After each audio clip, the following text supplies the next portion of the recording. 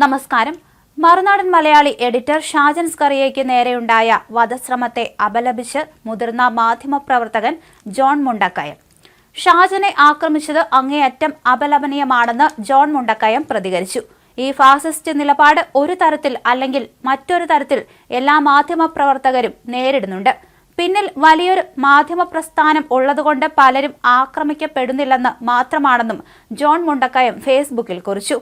ഇത്തരം ആക്രമണങ്ങൾ അദ്ദേഹത്തെ കൂടുതൽ കരുത്തനാക്കുകയാണെന്നും എതിർപ്പുകളിൽ നിന്ന് ശക്തി പ്രാപിച്ച് ഷാജൻ സ്കറിയ കൂടുതൽ വളരുകയാണ് എന്നും അദ്ദേഹം ഫേസ്ബുക്ക് പോസ്റ്റിലൂടെ വ്യക്തമാക്കി.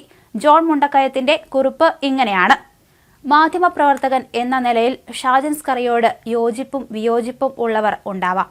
ഇഷ്ടപ്പെടാത്തതും അടിസ്ഥാനരഹിതമായതുമായ വാർത്തകൾ പ്രസിദ്ധീകരിച്ചാൽ അതിനെ നേരിടാൻ വ്യവസ്ഥാപിത മാർഗങ്ങളുണ്ട്.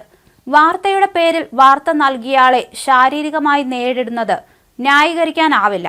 തൊടുപുഴയിൽ ഒരു കല്യാണ ചടങ്ങിൽ പങ്കെടുക്കുന്നതിനിടയിലാണ് ഒരു സംഘം ഷാജൻ സ്കറിയെ ആക്രമിച്ച് പരിക്കേൽപ്പിച്ചത്. ആക്രമിച്ചവർ CPM പ്രവർത്തകനാണെന്ന് ഷാജൻ സ്കറിയ പറയുന്നു. ഷാജന് തെറ്റുകൾ പറ്റുന്നുണ്ടാകാം. അതിനിടയിൽ ഒട്ടേറെ ശരികളുമുണ്ട്. ആ മാധ്യമ ശൈലിയോട് പൂർണ്ണ യോജിപ്പ് ഇല്ലെങ്കിലും ഷാജനെ ആക്രമിച്ചത് അങ്ങേയറ്റം അപലപനീയമാണ്. ഈ ഫാസിസ്റ്റ് നിലപാട് ഒരു തരത്തിൽ അല്ലെങ്കിൽ മറ്റൊരു തരത്തിൽ എല്ലാ മാധ്യമപ്രവർത്തകരും നേരിടുന്നുണ്ട്. പിന്നിൽ വലിയൊരു സ്ഥാപനം ഉള്ളതുകൊണ്ട് പലരും ആക്രമിക്കപ്പെടുന്നില്ല എന്നേ ഉള്ളൂ. ഇത്തരം ആക്രമണങ്ങൾ അദ്ദേഹത്തെ കൂടുതൽ കരുത്തനാക്കുകയാണെന്നും എതിർപ്പുകളിൽ നിന്ന് ശക്തി പ്രാപിച്ച് ഷാജൻ സ്കറിയ കൂടുതൽ വളരുകയാണ് എന്നും ആക്രമണത്തിന് ഒത്താശ ചെയ്യുന്നവർ ഓർക്കുന്നത് നല്ലത് അദ്ദേഹം കുറിച്ചു. അതിനിടെ മറുനാടൻ മലയാളി എഡിറ്റർ ഷാജൻ സ്കറിയെ മർദ്ദിച്ച കേസിൽ 4 CPM പ്രവർത്തകർ പിടിയിലായിട്ടുണ്ട്. ഷാജൻ തിരിച്ചറിഞ്ഞ മാത്യൂസ് കൊല്ലപ്പള്ളി അടക്കമുള്ളവരാണ് ബംഗളൂരുവിൽ നിന്ന് പിടിയിലായത്.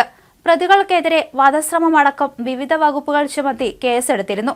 ഷാജൻ സ്കറിയെ മർദ്ദിച്ച ശേഷം ബംഗളൂരുവിലേക്ക് കടന്ന പ്രതികളെ തൊടുപുഴ CIയുടെ നേതൃത്വത്തിലുള്ള സംഘമാണ് പിടികൂടിയത്. വ്യക്തിവൈരാഗ്യമാണ് മർദ്ദനത്തിന് കാരണമെന്നാണ് പ്രാഥമികമായ വിലയിരുത്തൽ. നടക്കുന്നത് CPM വേട്ടയാടലാണെന്ന് ഷാജൻ സ്കറിയ പ്രതികരിച്ചു. വിവാഹത്തിൽ പങ്കെടുത്ത ശേഷം മടങ്ങി വരവെ തൊടുപുഴ മങ്ങാട്ടുകവലയിൽ കാർ തടഞ്ഞാണ് പ്രതികൾ ഷാജനെ ക്രൂരമായി മർദ്ദിച്ചത്. മർദ്ദനത്തിന് ശേഷം പ്രതികൾ സമൂഹ മാധ്യമത്തിൽ പങ്കുവച്ച പോസ്റ്റും CCTV ദൃശ്യങ്ങളും കേന്ദ്രീകരിച്ചായിരുന്നു അന്വേഷണം.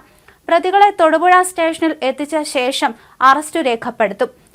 അതേസമയം തനിക്കെതിരെ നടന്നത് കൃത്യമായ ആസൂത്രണം ചെയ്ത കൊലപാതക ശ്രമമാണെന്ന് വ്യക്തമാക്കി മറുനാടൻ മലയാളി ചീഫ് എഡിറ്റർ ഷാജൻ സ്കറിയ.